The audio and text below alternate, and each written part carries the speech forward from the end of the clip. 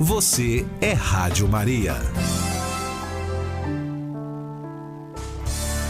Agora na Rádio Maria Brasil, o Leigo no Mundo, com Emanuel Júnior.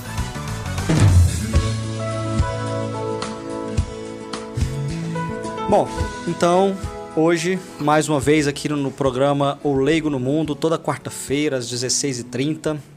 Já vou pedindo para você que está aí assistindo, para compartilhar, para clicar nesse aviãozinho aí do Instagram, para mandar no Facebook, mandar também, compartilhar para todo mundo, para a gente ter um programa bem participativo, para a gente ter um programa bem que todo mundo possa manifestar e falar, porque hoje o tema é complicado às vezes. Complicado não porque ele é complicado, mas porque a gente pouco fala sobre ele, né? Tem gente que não sabe nem que existe doutrina social da igreja. Tem gente que acha que isso não é coisa de igreja, né? Não é coisa de igreja ficar mexendo, não é coisa de religioso ficar mexendo, não é coisa de católico ficar mexendo. Pelo contrário, né? Então, a igreja tem uma doutrina social robusta, né? Muita coisa.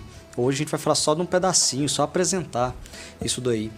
E, para a gente fazer essa apresentação, antes de qualquer coisa, eu vou apresentar aqui o nosso convidado de hoje, né? O Nilo de la Senta. O Nilo é administrador de empresas, aposentado, né? Foi coordenador do Conselho Arquidiocesano de Leigos durante uns 10 anos, mais ou menos, né? Diretor do IDES também desde 2006. O IDES, para quem não sabe, é o Instituto Católico de Desenvolvimento Empresarial e Social, aqui, né? De Goiás ou de Goiânia? Da Arquidiocese, né? Da Arquidiocese. Da Arquidiocese de Goiânia. E entre outras coisas. Não é isso? Ou tem mais coisa por aí? Ah, tem um monte, mas é bom não falar, né? As experiências, por exemplo, os profissionais, né, empresariais, tem muita coisa. E talvez a gente até comente alguma coisa aqui. Tá certo. Mas e esse negócio de doutrina social da igreja? Como é que é isso? Ele só faz uma pequena apresentação do que é isso, o que é essa doutrina social da igreja, para que serve, de onde surgiu, como é que é isso?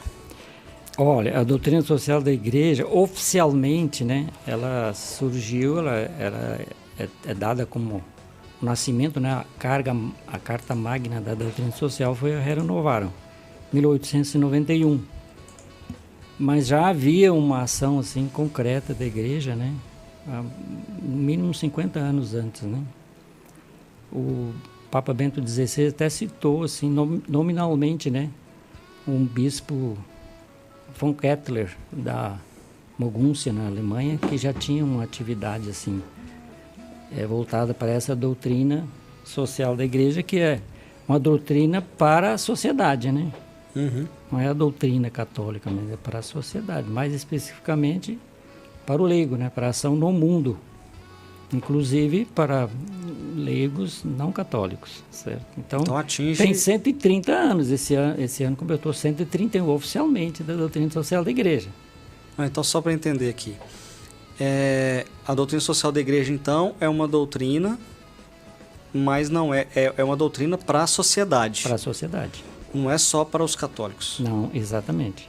Então abrange, por exemplo, inclusive pessoas... São João 23 falava, né, que era direcionada a todos os homens de boa vontade. Então não é uma coisa assim unicamente da religião católica para a religião católica. Então a doutrina social da igreja, ela é como é que eu vou te dizer assim, uma orientação específica, mais específica para o leigo mesmo. Isso que é o grande problema nosso, é esse. Nós leigos, né? Que a gente vê a doutrina social da igreja como uma coisa religiosa, né, para os religiosos. E aí, na hora de aplicar, a gente tem muita dificuldade. E como é um estudo, assim, uma linguagem de magistério profunda, né, bem clássica, então as pessoas têm dificuldade de ler e até mesmo entender, às vezes, né, por causa da linguagem. Mas ela é específica para o leigo, então tem que ter o hábito de ler e estudar. Para isso foi Bento XVI, quando era cardeal, e com o João Paulo II, foi feito o compêndio. Que é feito em perguntas e respostas, né? Fica bem facinho. Compilou tudo, a essência da doutrina social da igreja, desde 1891, com documentos, tudo. Então, é um compêndio, é como se fosse um catecismo da doutrina social da igreja. Se todo leigo, cristão ou não cristão, mas católico principalmente, tiver o hábito de estudar e consultar sobre a ação social que ele tem no mundo prático, ali tem todas as orientações. E assim, a doutrina social da igreja, porque é muita coisa, né? São muitos documentos. Mais ou menos quantos documentos? Não tenho nem ideia. Eu só sei assim só de principais. Os principais, deve ter uns 20. Pois é. Só só da Rerum Novarum para cá. Só isso. E o último seria do Papa Francisco, aquele, como é que é o nome? Fratelli Tutti. Fratelli Tutti, isso. Bom, mas o que no final das contas a doutrina social ela fala? Ela indica um caminho, ela indica como é que ela, o que ela faz? Ela indica um tipo de, uma forma de governo, um tipo de fazer as coisas? Como é que a coisa funciona? Ela dá a orientação fundamental, né? A orientação moral. Princípios. Princípios.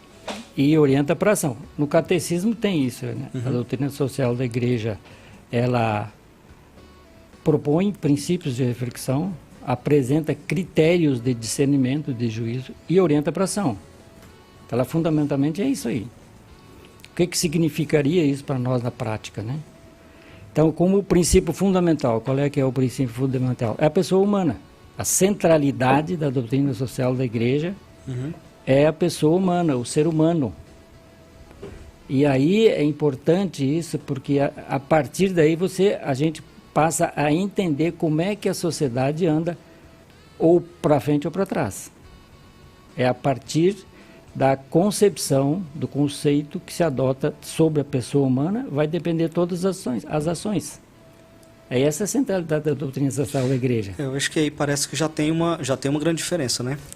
Porque se a centralidade é a pessoa humana, já está muito diferente do que a gente tem hoje em quase 100% dos países, né? Com certeza. Que a centralidade não é pessoa humana, coisa nenhuma. A centralidade é sempre economia. Exatamente. É isso aí. Só que vai mais além, o Emanuel. É interessante isso aí, né? A gente não pode aprofundar aqui, mas vai dando umas pistas, a gente vai entendendo, né? Por exemplo, o coletivismo, né? O coletivismo, principalmente o marxismo, ele parte também do ser humano. Entendeu? Um ser humano escravo do trabalho, por exemplo, vamos dizer isso, né? Então, da concepção que se tenha sobre o ser humano, explícita ou não explícita, vai depender das ações da sociedade inteira. Então, hoje, a sociedade, sem saber, ela tem uma concepção sobre o que é o ser humano completamente diferente da igreja, do cristianismo. É isso que dá errado. É por isso que parece que a igreja está nas nuvens. Exatamente. Né? Que ela não segue. É isso aí. Eu vou dar um exemplo. Eu quero te dar um exemplo para você que é muito clássico, que é fácil as pessoas entenderem. Se você perguntar assim para qualquer jovem hoje, ele acredita que o ser humano veio de um ancestral. Mas quem é esse ancestral? Ele não quer saber. Nem sabe de onde é que veio. Uma bactéria, etc. Então, tem uma concepção sobre o ser humano que ele veio do nada. E ele vai para onde? Ele vai para o nada. Aí tudo que ele fizer aqui, nesse tempo que está aqui, é válido. Então, da concepção que se tenha sobre o ser humano, vai depender o que a gente conceitua ou define o que é a sociedade, o que é a família, o que é a profissão, tudo. Esse é o problema. Quando a gente fala nessa concepção sobre a pessoa humana, quem é a pessoa humana, a pessoa não consegue raciocinar. É impressionante, fica perdido. Então, por exemplo... só te cortando rapidinho, mas essa questão de raciocinar sobre o que é a pessoa humana, né? Me parece que isso é uma questão fundamental. Fundamental. Né? Tudo vai depender disso. Porque ela é raiz, né? De uma série de outras coisas. E essas questões fundamentais, parece que em lugar nenhum você tem mais espaço para poder nem começar a pensar sobre o assunto. É impedido, você é impedido. Você pode não é ensinado a puxar sobre esse assunto, a tentar pensar sobre esse assunto na escola, você não é estimulado em ambiente nenhum a pensar sobre isso. Exatamente. E aí você cresce, né, fica adulto e tudo mais, e se dá de frente, né, choca com o mundo sem compreender nem o que você é, de onde você veio, para onde você vai, nada disso, né? É exatamente isso aí, ó. São João Paulo II falou, da correta concepção que se tenha da pessoa humana, vai depender todas as nossas ações. Tudo que a gente pensa a respeito do mundo e de nós mesmos depende daquilo que a gente pensa, o que eu sou como pessoa humana. É o primeiro princípio da igreja, da doutrina social da igreja, a dignidade da pessoa humana. Como é que eu vou me achar digno, o ser mais digno do mundo? Como é que eu posso me achar? Se eu for filho de Deus, é a única forma. Fora isso, eu não tenho qualquer animal nenhuma. tem o mesmo tanto de dignidade que a gente. Entendeu? Que é o que a gente vive por aí. E é o que a gente vive aí, vê o dia todo, né? Então, da concepção que se tenha sobre a pessoa humana, vai depender a concepção que a gente tem de todas as outras coisas. Então, eu converso muito com os jovens, entendeu? Tem um vizinho meu que ele é materialista, ateu e tal, mas eu consigo conversar com ele por causa disso. Ele tem a opinião dele, parte de uma concepção equivocada, não tem problema, tu vai do teu caminho e eu vou do meu. Vamos ver se a gente encontra em algum momento. Vamos ver se encontra. Ele está toda hora, ele vai atrás de mim, rapaz, perguntando as coisas e tudo, mas eu não tinha pensado nisso, ele fala, entendeu? Por quê? Porque eu não tenho confronto com ele. Eu tenho a minha convicção, que é a concepção cristã, católica da igreja, da Bíblia. Ele chegou a me pedir, ele me pediu uma Bíblia. Ele está estudando a Bíblia, porque ele tem que estudar lá pelo materialismo dele, ele tem que estudar, né? Aí uma vez eu falei para ele assim, olha, se você continuar fazendo esse teu raciocínio, tu vai acabar virando católico e vai virar santo. Ele começou a rir, porque ele faz esse questionamento sobre Deus, sobre a pessoa, ele faz esse questionamento. Só que faz uma orientação a partir de uma concepção diferente. A concepção dele é que o ser humano é que é Deus. Entendeu? O compêndio começa assim com um subtítulo. É um humanismo integral e solidário. O compêndio começa assim. Um humanismo integral e solidário. Então a sociedade tem que trabalhar a partir de um determinado humanismo, que seja integral, íntegro, da pessoa inteira. A pessoa inteira é corpo e alma. Para a sociedade só existe o corpo. Já não é íntegro do começo. Já não é íntegro do começo.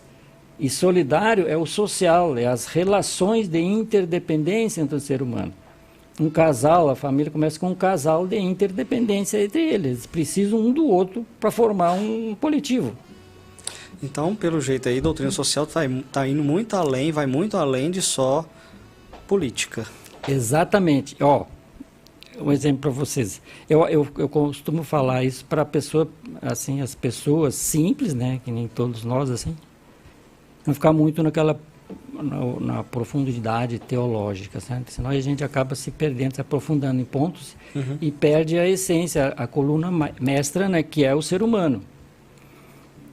Eu acho que dá tempo a gente falar ainda um raciocínio diferente, que é a mesma coisa, né? Então,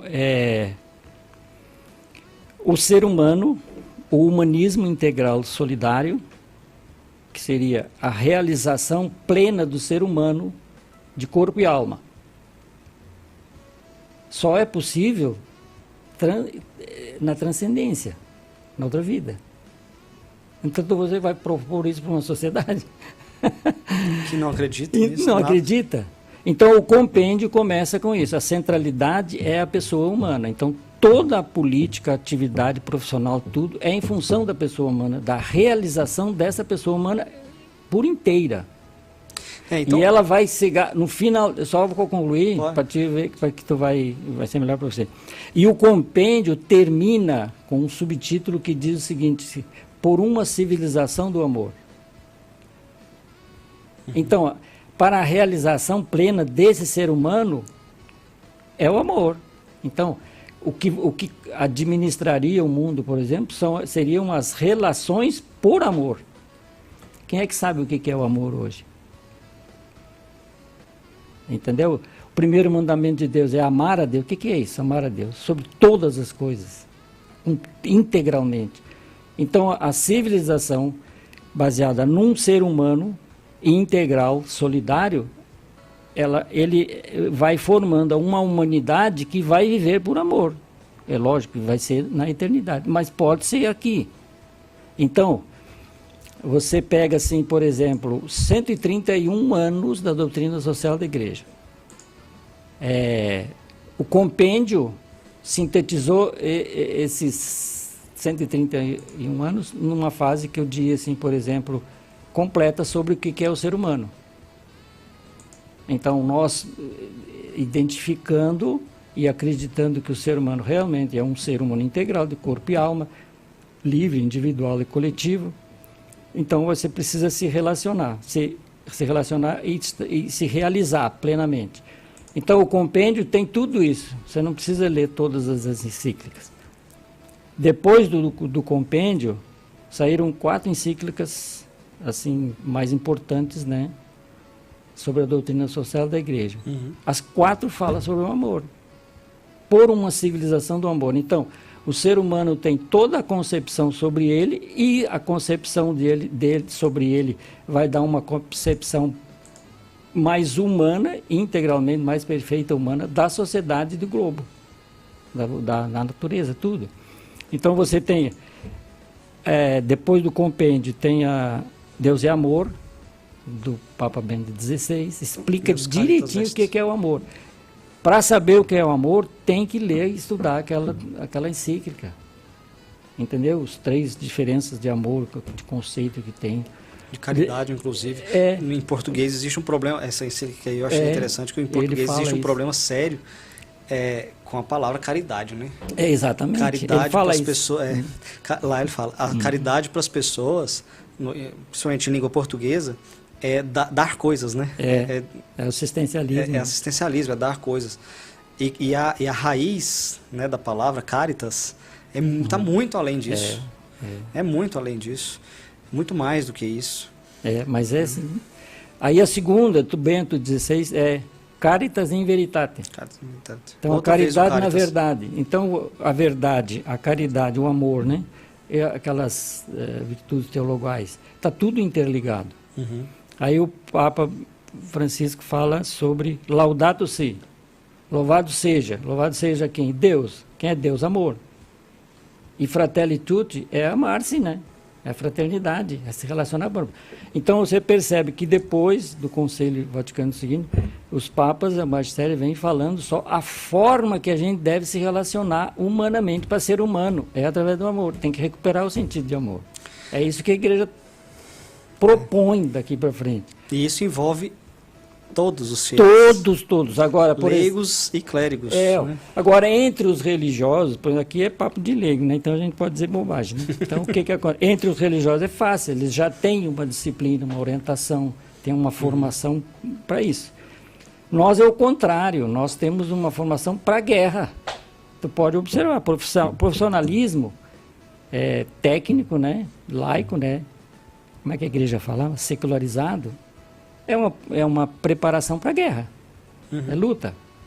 O socialismo que teoricamente ia dar certo era a luta de classes. Né? Sempre embate, né? No liberalismo é a luta individual, um querendo engolir o outro, comprar a empresa do outro e assim por diante. Então é uma guerra. A gente não tem experiência prática na sociedade secularizada, vamos falar dos leigos, de vivência por amor. É por guerra, meu filho. Tanto que a primeira encíclica, considerada, né, a primeira encíclica da doutrina social da igreja, ela fala muito disso, né, da parte sindical. Exatamente. Ele trabalha muito isso. Sindical, sim, com o conceito da época. Sim, tá claro que não é esse agora. Aliás, não tem nada a ver, né? O conceito, o que foi falado ali naquela época. Mas era isso, era esse embate aí, era essa questão, que era um problema social muito forte naquela época e continua sendo até hoje. A proposta da igreja lá do Leão XIII foi bem específica, né? Não queria que houvesse guerra entre operários e patrões, mas que tivesse como é que ele chamava? Não era acordo, uma convivência. E a única forma de haver uma convivência se tivesse um espírito cristão, católico, é óbvio. Uma vez eu vi um general americano que tinha servido lá em Israel, naquele conflito, ficou lá 40 anos, 30, 40 anos, parece, no conflito lá entre judeus e muçulmanos, e ele, depois de velho, escreveu um livro e ele disse assim, olha, lá não tem solução, a única solução seria Jesus Cristo, ele teria que viver cristão. Mas isso aí Jesus Cristo tinha falado, né? Então, não é novidade. Então não é novidade. Então, para nós, por exemplo, agora vamos falar especificamente para nós, no mundo dos negócios, por exemplo. Como é que nós vamos viver empresa, trabalho, luta de guerra por amor, trabalhar por amor? O que o cara imagina trabalhar por amor? Não precisa ganhar nada, não sei o quê, vou cobrar barato, vou trabalhar dia e noite. É isso que é amor, é? Pois é, que conceito é esse? Que conceito? Tá Quem é que inventou isso aí? Uhum. Porque foi inventado isso aí para combater a igreja, o evangelho, né? Então, por exemplo, quando a gente fala em fé, a gente tem assim, em mente que fé em Deus, por exemplo, é confiança total em Deus. É confiança, é relação de confiança. Uhum. Deus confia. No Antigo Testamento, Deus sabia que o povo era cabeça dura. Não, o povo é cabeça dura, mas eu vou ficar até o fim com ele. Agora, o povo insiste em fazer... Então, faça. A hora que vocês caírem, eu estou com vocês. É assim que Deus faz. Mas isso. vai cair, né? Faz hoje, mas vai cair. Uhum. Mas você quer cair, então cai. Entendeu? Hoje com a gente é assim, né? Mas você vai cair. Eu tô aqui. Vem cá e confessa. Mas vai cair. Quando se for para esse caminho, vai dar errado. Quando eu leio o Antigo Testamento, eu vejo assim, mas Deus falava aquele negócio e hoje a gente faz a mesma coisa. E faz mesmo a mesma coisa. Uhum. Então, no mundo dos negócios, por exemplo, o que seria o amor? Seria a relação de confiança. Uhum. Me diga se você que é da área jurídica, por exemplo, da advocacia, serve muito disso aí. As relações são de confiança ou são de desconfiança? Por que você tem que fazer um contrato e botar tudo lá e assinar embaixo direitinho? Porque é para tirar a tua palavra. Uhum. Você vai ficar escravo daquilo. É o que está no papel. Então, vou vender um material para a pessoa. Eu quero uma garantia de que a pessoa vai pagar. É a relação de desconfiança. Uhum. Então, a relação fazer por amor para a nossa vida, é se relacionar com confiança.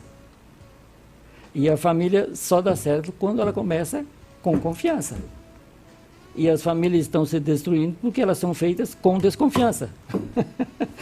Então, o relacionamento, a civilização, por uma civilização de amor, né?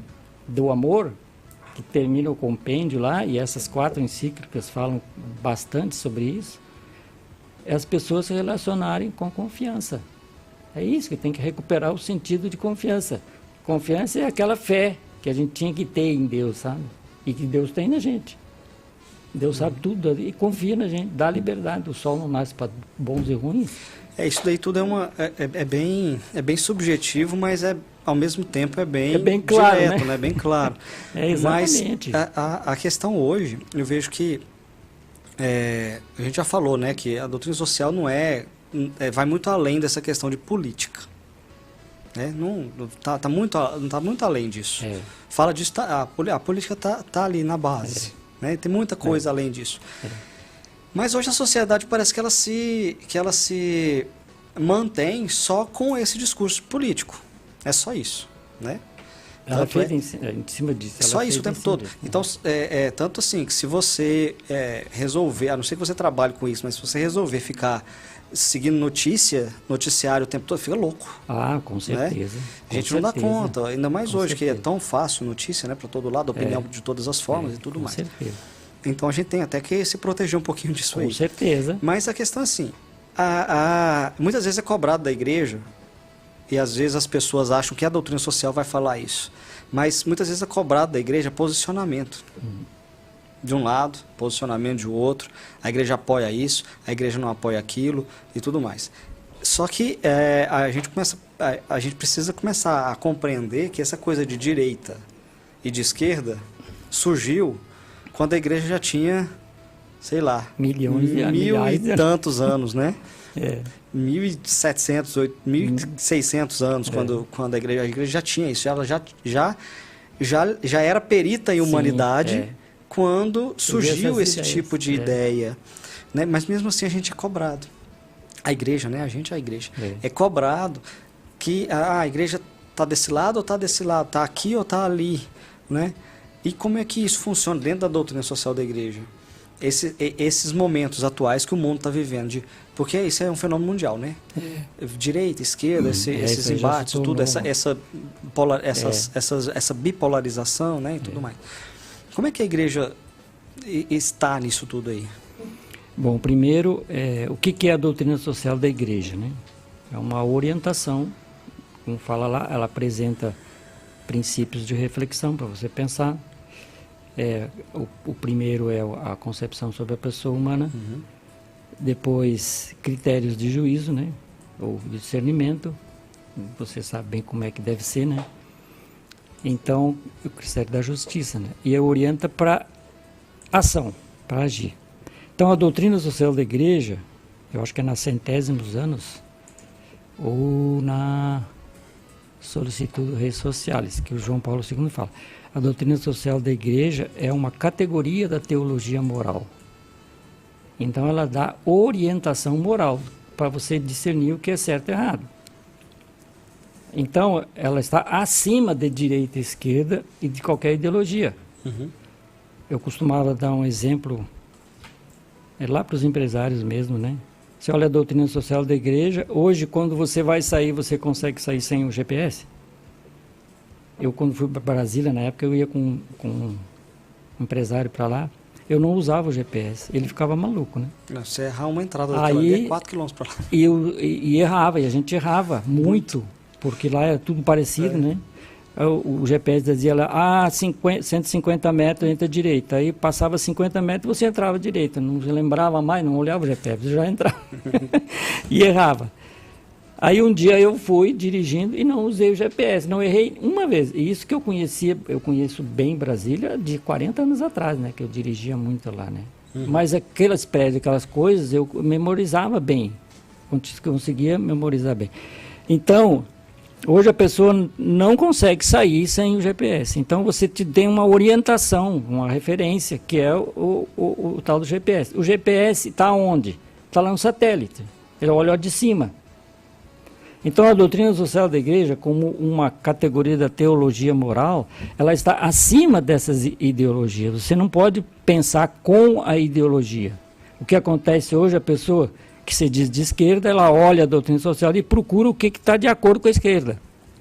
E o da direita a mesma coisa. E o que está em desacordo, ele risca fora. E vai ter coisas em acordo, vai ter coisas em desacordo dos dois lados. Tu está olhando de cima, você vê tudo. Então, pela doutrina social da igreja, a partir da concepção do ser humano, você vai ver por cima o que acontece. Acontece que essas ideologias dominantes aí, certo, que virou hoje esquerda e direita, que eu acho que é a maior manipulação que existe para dominar a mente das pessoas. O que acontece? A concepção da direita, digamos assim, vamos generalizar, é uma concepção individualista. O ser humano é individual, não precisa do outro. Ele se faz sozinho. Eu, no meio empresarial, eu cansei de ver livros e empresários escrevendo livros e serem chamados, assim, elogiados, porque eles se fizeram sozinhos. E o outro lado é o contrário. A pessoa não existe individualmente. Ela é um produto do coletivo. Isso aí tu enxerga a partir de uma visão humanista da doutrina social da igreja, do alto, como se chama, né? Jesus Cristo falou para Nicodemos. Nicodemos também não entendeu as coisas quando ele falou. Mas nascer de novo, que significa o mesmo sentido de nascer do alto, é você ver as coisas do alto, ver as coisas de Deus. O maior exemplo que eu dei é o GPS por causa disso, a pessoa entende. O GPS filma lá de cima, vê tudo. E vê por dentro também, se quiser. Quando a gente está vendo as coisas, a gente está dentro do problema, né? E tentando resolver o problema por dentro é muito mais difícil. Exatamente. Você tem que sair um pouquinho para poder afastar daquilo ali, para poder entender melhor o que está acontecendo. Agora, sim, mas por que, Nilo, esse rapaz lá que é matriz, mas por que você acha que a doutrina social da igreja Está lá no satélite, lá em cima, de Deus, porque é uma história de 2000 anos e o magistério tem tudo isso aí. Ó. Se eu tenho isso aí, por que eu vou estar correndo atrás de ler tudo que é coisa aí para entender ter uma visão maior, superior? Já tenho ali. Uhum.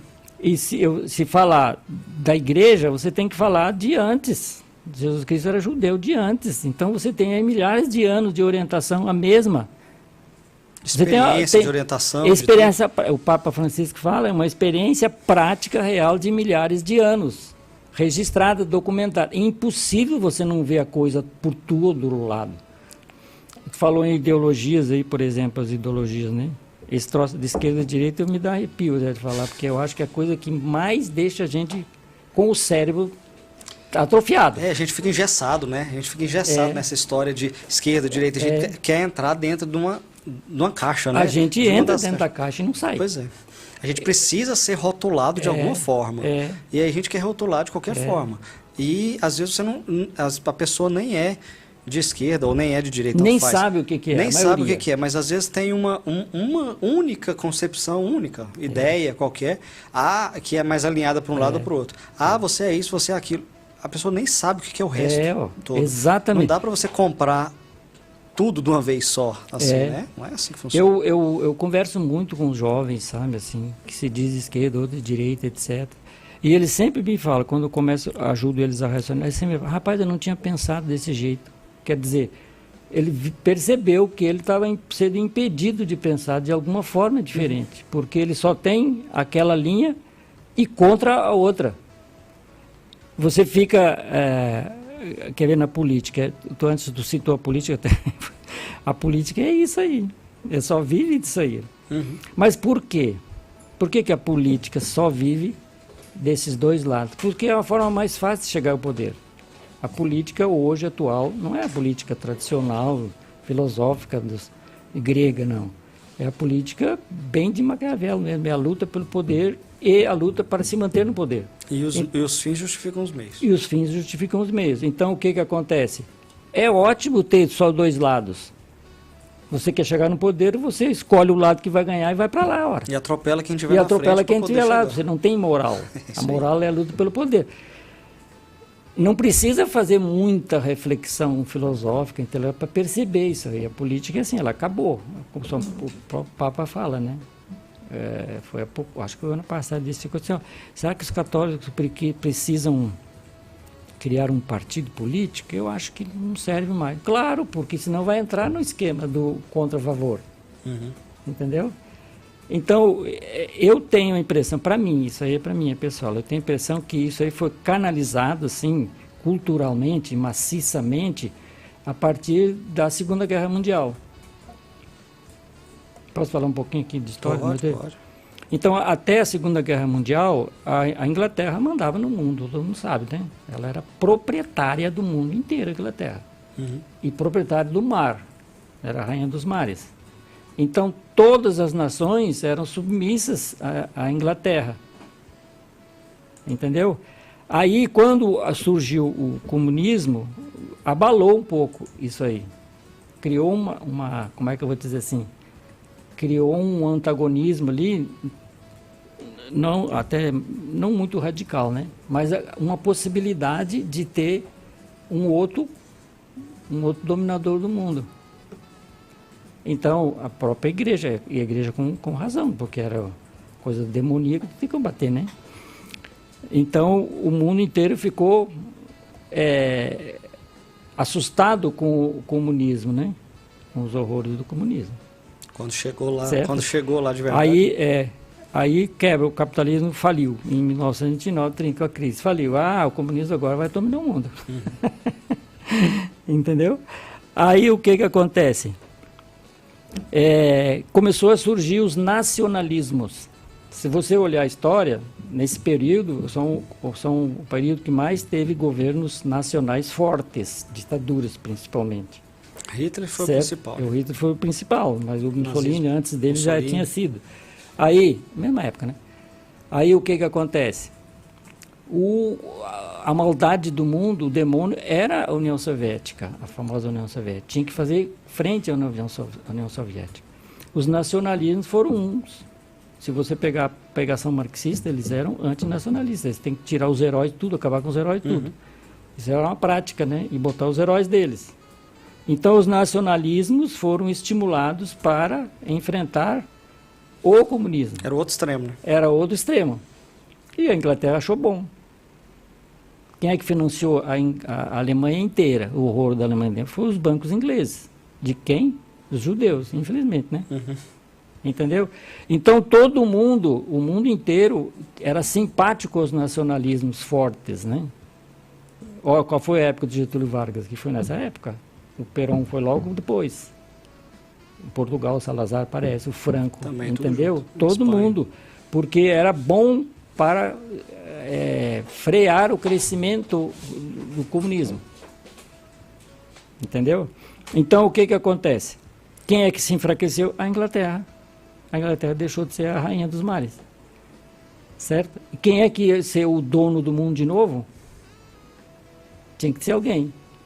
Não tem O vencedor poder, da né? Segunda Guerra Mundial. O vencedor da Segunda Guerra Mundial não foram os aliados, foi a União Soviética. Ficou com metade da Europa. Não tinha nada. Então ela que ganhou. Aí o outro lado, sim, não teve outro jeito. A Inglaterra não teve jeito. Teve que se submeter aos americanos.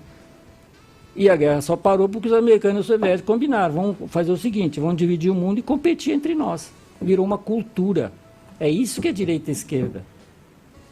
E agora a gente está nessa, né? E a gente está nessa. É cultural. Isso aí entrou em todas as atividades, inclusive dentro da igreja, entendeu? É quase um maniqueísmo, É né? um maniqueísmo. Eu chamo maniqueísmo materialista. Se você for pegar o termo direita e esquerda, né, historicamente, foi lá da Revolução Francesa. Sim. Entendeu? E foi uma coisa normal. Por exemplo, parece que o termo era decidir se o rei continuava sendo absoluto, né? A última palavra do rei. Continuava ou não. Quem é a favor, quem é contra? É um plebiscito normal. É isso que é direita e esquerda. E os que estavam... E os que estavam à direita, não dava acertado, não, parei, não dá para contar. Então vamos fazer o seguinte, fica a direita, isso aqui, então ótimo. Só para aquilo ali. E os caras pegam isso aí e botam no mundo inteiro a partir da Segunda Guerra Mundial. Eu costumo dizer, isso aí atrofiou o cérebro da gente, porque ficou um materialismo manicaísta imposto, certo? Agora, pensa em impor isso aí para um cientista, para um filósofo, para um professor, para um jurista. Como é que o cara vai se orientar no mundo dele prático? Não tem como. Ele fica com a viseira, né? Fica com a ele viseira. Não consegue é assim que olhar lateralmente. Exatamente. Mais nada, né? É por isso que eu digo, a doutrina social, o João Paulo II sempre falou, a doutrina social da igreja não é uma ideologia política para ser aplicável. Ela é uma categoria da teologia moral para orientar. Se você quiser inventar uma ideologia para você, você pode inventar, mas você tem que ser orientado por esses princípios. Tanto que muitas vezes a doutrina social vai falar coisas que são, eu estava falando, né? Vai falar coisas que são não é que são favoráveis à esquerda ou favoráveis à direita, porque esses conceitos já existem muito antes de existir direita e esquerda. Ele, na verdade, ele vai falar conceitos que a esquerda adotou ou que a direita adotou, né? Especialmente, tem muita coisa na esquerda, por exemplo, que a igreja já usa há séculos e séculos. Sempre usou. Só que aí foi surrupiado, né? Pegaram e tomaram para si e falaram assim, isso aqui agora é meu, eu que sou dono disso aqui. E não é assim, né? Não é, não. Então, muitas coisas de esquerda, você olha ali e fala assim, não é questão de ser esquerda, é questão que a igreja sempre foi assim. Né? A igreja sempre pensou assim. Mas eu conheci até padres, inclusive, que diziam que Jesus Cristo foi socialista. Não, eu também Quer dizer, não existia, o socialismo começou a existir há 100 e poucos anos. Como é que Jesus Cristo ia ser socialista? Não. Aí não deu certo, eles começaram a dizer que o cristianismo social. É só parar para pensar que não tinha condições. As pessoas, o negócio é que as pessoas querem pensar historicamente com a cabeça que tem hoje. Exatamente. Não existe a mínima condição de você pensar com as experiências que você tem hoje, com as ideias que você tem hoje, né? Com todo o conhecimento histórico que você tem hoje, querer levar isso tudo para poder avaliar certo e errado para um cara que viveu há 1.500, 2.000 anos atrás. Não tem a mínima condição de fazer isso. E as pessoas querem fazer isso. Quando eu comentei sobre a centralidade da doutrina da igreja, que é a concepção sobre a pessoa humana, entendeu? E a concepção cristã coloca o ser humano como um ser de corpo e alma. Então tem que se realizar o corpo materialmente, perfeitamente, cuidar da saúde direitinho, bonitinho, fofinho, e da alma, certo? E é uma pessoa livre, que ela decide, eu vou fazer isso, e é responsável por isso. E social, ela depende dos outros, e os outros dependem dela. É um relacionamento. Ela não vive sozinha no mundo, né? Então o que acontece? Se você, na doutrina social da igreja é bem explícito aí, a condenação, né? Eu não gosto dessa palavra condenação, mas a crítica profunda da igreja sobre o liberalismo e o socialismo, porque eles têm uma relação de causa e efeito. Então, o liberalismo tem uma concepção de liberdade completamente diferente da liberdade cristã. Sim. Por quê? A pessoa que eles conceituam não é a pessoa cristã. Por isso que é fundamental a concepção. Na verdade, a pessoa que eles conceituam não é a pessoa, né? Não é uma pessoa. Não é um ser humano. Não é um ser humano. Assim como no socialismo. Isso aí. Não é um ser humano aquilo ali. Né? Mas, ao mesmo tempo, dentro da doutrina social também existem várias e várias críticas ao capitalismo. Claro. E é isso que as pessoas às vezes não compreendem. A igreja não tem que estar de um lado ou estar de outro lado, porque a igreja está em outro outro, né? Outro nível, outro patamar. Né? Então, essa questão da doutrina social, mas você falou várias vezes de princípios aí. Tem um princípio, que a gente até ia falar sobre ele aqui, até o tempo está correndo ali, já tem quase uma hora que está conversando aqui. Nossa, mas é bom conversar sobre isso. Pois é, mas existe um princípio muito interessante dentro da doutrina social, que é a subsidiariedade. Sim, né? sim. E que ela é passada para todos os campos, assim, até estava falando antes aqui, ela é passada para todos os campos. Político, dentro da própria igreja, dentro da administração da própria igreja, dentro da administração social, dentro da família, em todos os lugares, né? Mas a gente, ninguém está entendendo o que é subsidiariedade também, né? É o princípio, assim, um dos princípios mais complicados da doutrina social da igreja, quando as pessoas começam a falar. Por causa disso que nós falamos sobre a concepção. Então, o liberalismo do capitalismo, por exemplo, é um individualismo. A pessoa se faz sozinha. O outro depende de um coletivo. É esse coletivo que vai dizer quem é que a pessoa vai ser. Né? A tendência é ser o Estado. Ou pode ser também um grupo de pessoas. Então, o que é que acontece? O conceito de liberdade para o liberalismo é uma coisa, para o coletivismo é outra, para a igreja é outra. Para a igreja é clássico, né? E encontrareis a verdade, e a verdade vos tornará livres. Então, o conceito de liberdade depende da verdade. É uma vinculação indissolúvel. São João Paulo II e Bento XVI falaram isso aí muitas vezes. Então, dessa concepção de pessoa humana da doutrina social da igreja, que a gente adota, a pessoa, ela é responsável, a dignidade dela é ser responsável por ela mesma. Então, quando o princípio de subsidiariedade, né? Eu vou dar exemplo meu, prático, para ver se entendem. Que eu administrei empresas, né? Uma das últimas que eu administrei foi a linha Aparecida, até inclusive. Então, o que acontece? Subsidiariedade significa o quê? Eu tenho esse livrinho aqui, posso mostrar? Pode. Esse é aqui que mostra, É a câmera. Ah, sim. Então, a subsidiariedade aplicada nos negócios. Qual que é a editora? Isso aqui é uma editora da Uniapac, a DCE, da Associação dos Dirigentes Cristãos de Empresa, né? Respeito em ação. Então, significa o quê? Eu, quando administrei essa empresa, eu administrei da seguinte forma: eu não entendia nada de quando eu cheguei lá na empresa, quem entendia eram os funcionários, não tinha alguns líderes escolhidos a dedo, e a direção que tinha lá, o proprietário tirou e deixou eu.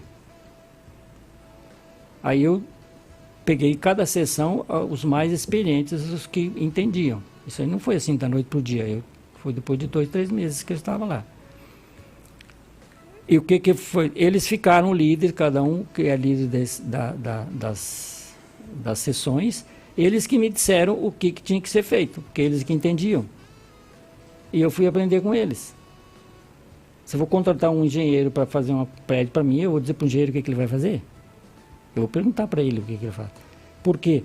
Porque eles são os capacitados para isso. Entendeu?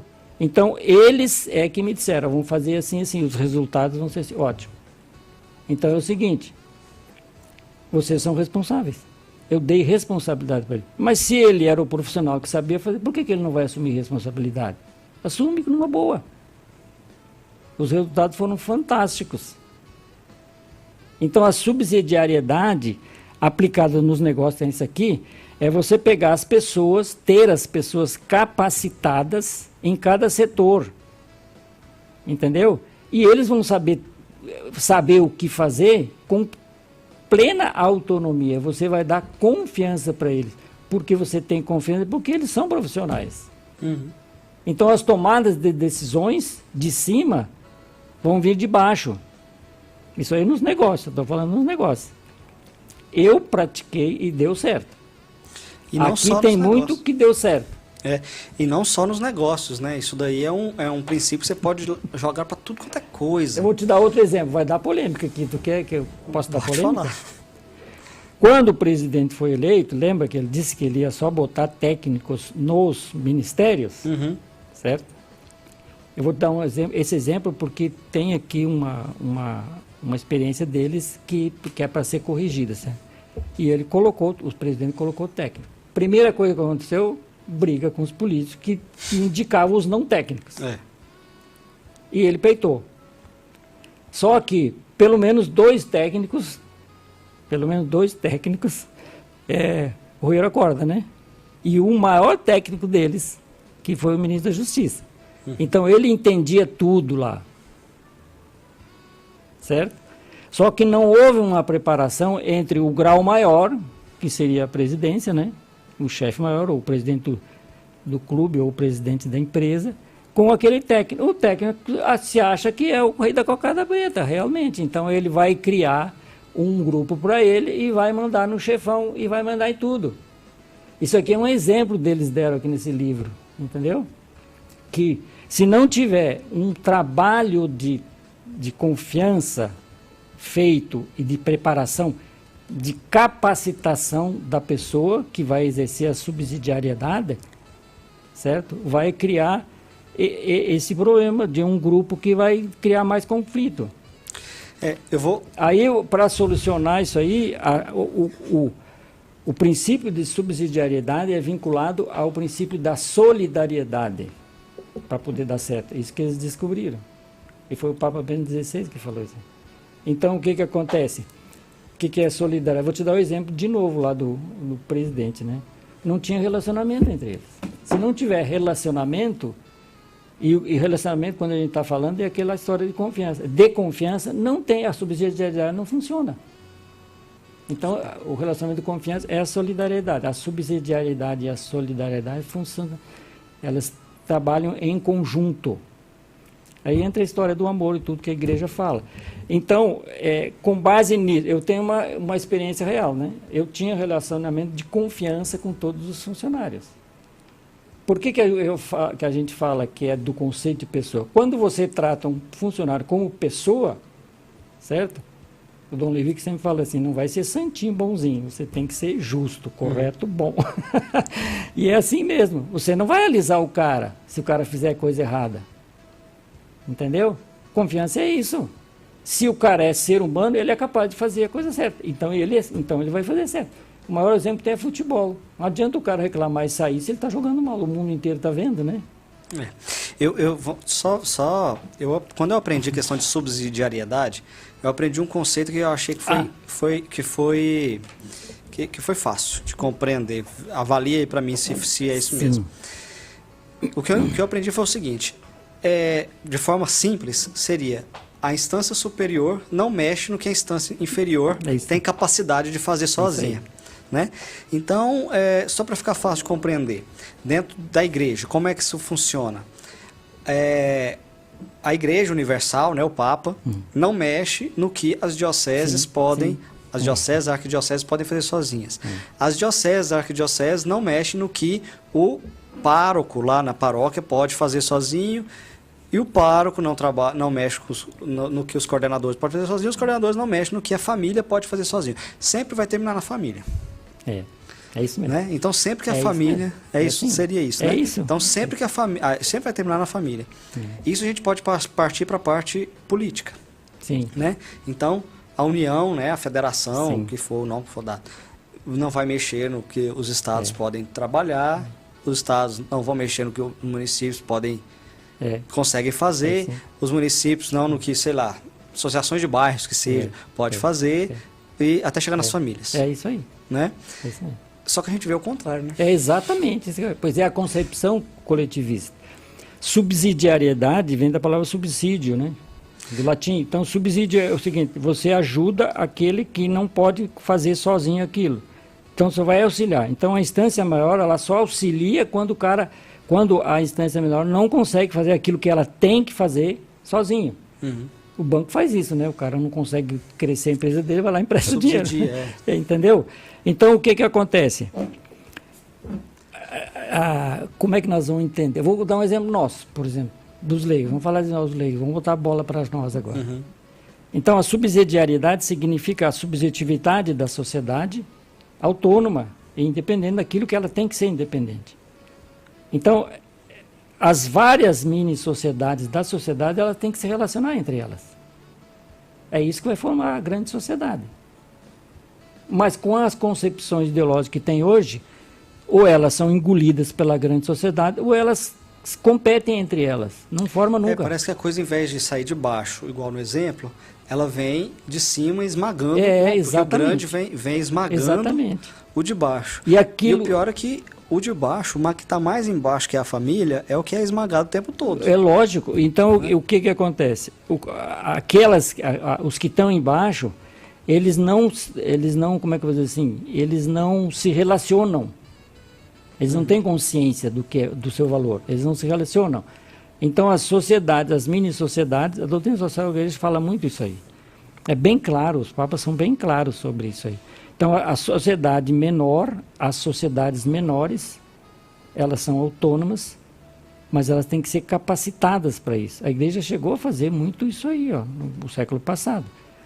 Associações de operários, de empresários. Esse aqui, por exemplo, foi em 1931, essa Uniapac. 31? Vai fazer 100 anos, daqui a uns 10 anos, 90 anos. Vai fazer 90 anos. Então, existe uma associação de empresários, existe a sua jurista, existe a associação médica, existe da educação católica, certo? Educador católico. São mini sociedades naturais que existem. Nós nos relacionamos entre nós. Nós temos um objetivo comum para a sociedade? Nós não temos. É isso que faz a sociedade grande mandar em nós. Se intrometer. Por exemplo, a família. A família, ela só tem união dentro da igreja, dentro das pastorais. A família tinha que ter uma sociedade mesmo, civil, de familiares, de famílias. Entendeu? E se autoajudarem. Se relacionarem com as outras, porque a família é a base de tudo. Na família você tem todos, né? Tem uma família lá de 6 filhos, cada um tem uma profissão, vai ter todo mundo lá dentro. Então, o que falta para nós leigos, que eu acho que é uma boa sugestão para você trazer aqui, se pudesse vir mais gente aqui, entendeu? Em vez de um só conversando assim, tem mais gente, a gente poderia ver. Eu poderia vir. Você, alguém da ANEC, né? Da Associação de Educação Católica, dos médicos, entendeu? O Hugo lá dos empresários, trazer e bater um papo nesse sentido. Eu boto uma interrogação. Por que a gente não se relaciona como leigo? Nós temos que estar reunidos na paróquia. Isso é um problema que me mata.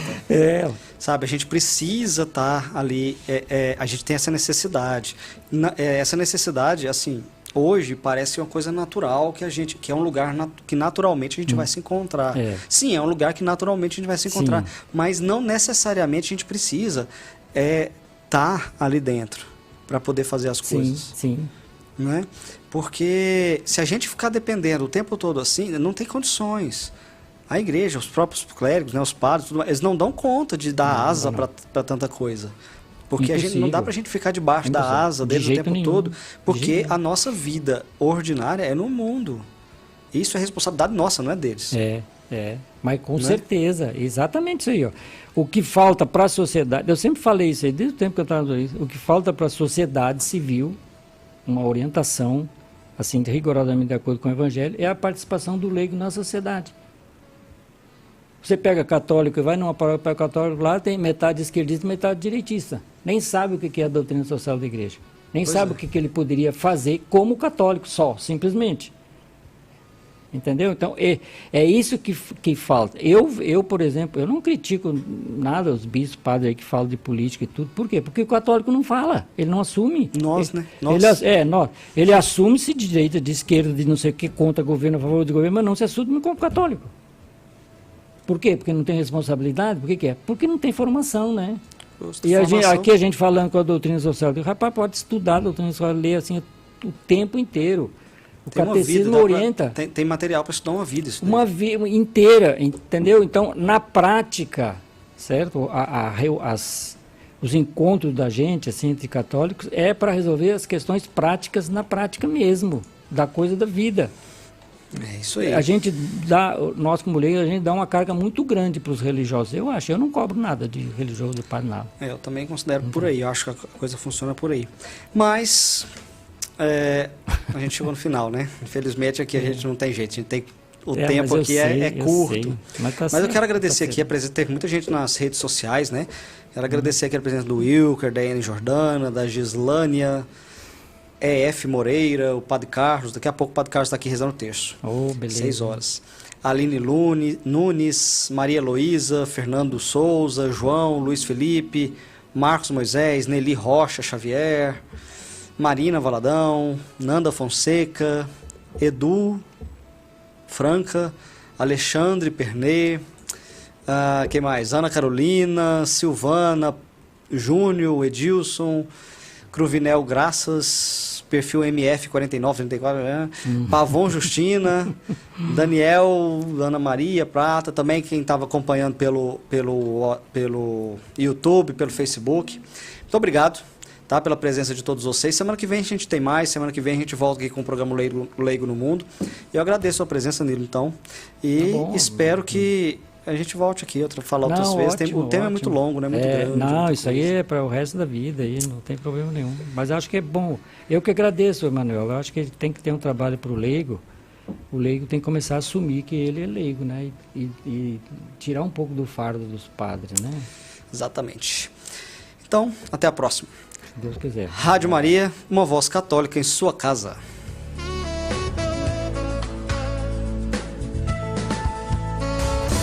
Você acompanhou na Rádio Maria Brasil o Leigo no Mundo, com Emanuel Júnior.